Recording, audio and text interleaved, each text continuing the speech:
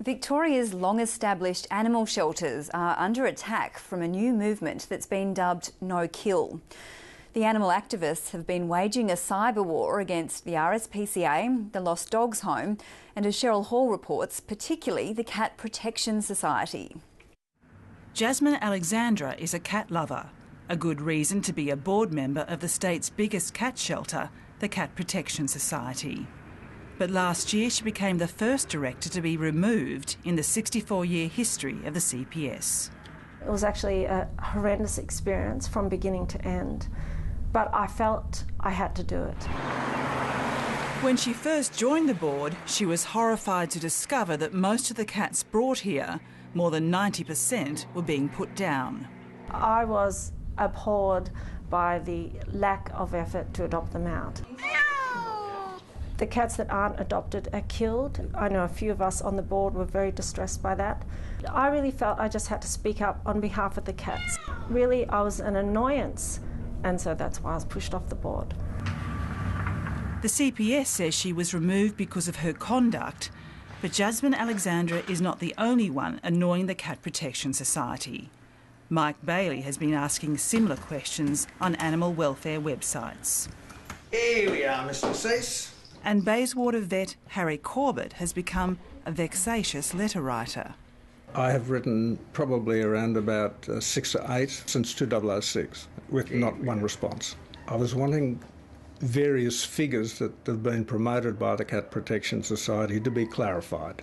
Out you come, little man, that's it. Dr Carol Webb has been a prominent and influential animal welfare campaigner who, along with the RSPCA's Hugh Worth and Graham Smith from the Lost Dogs Home, successfully campaigned 20 years ago for domestic animal laws. Okay. But now she and her longtime colleagues are under attack from a new movement started in the US by Nathan Winograd called No Kill. It aims to stop shelters killing healthy animals. In 2010, around 12,000 cats were taken in, around 1,100 of those were adopted, and the remainder were euthanised. Wild, unidentified cats are euthanised on entry, and also those that are unweaned. So that's a lot of cats that are put down? Yes. And how do you feel about that? Because personally I'm involved in that process, it's soul-destroying. And that's why for 25 years we've tried to change that situation. Much of the anger from the No Kill movement is directed towards the Cat Protection Society, which receives millions of dollars in public donations and bequests. It's been accused of trying to hide how many cats it actually destroys. Diane Watts was a director of the CPS at the same time as Jasmine Alexandra. It was like an elephant in the room. I mean, you're just not supposed to ask certain questions about the performance of the organisation. Diane Watts was asking how the CPS could be claiming to be rehoming 30% of its cats when the financial reports revealed only 6% of the cats had been adopted. Any business, especially a charity, should be disclosing fully their performance figures, and people donate money in good faith.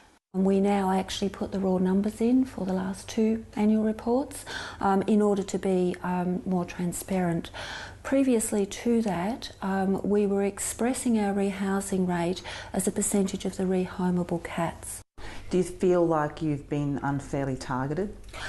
We do, because we're saying exactly what the No Kill people are saying. We're saying that there are far too many cats and far too many are euthanised.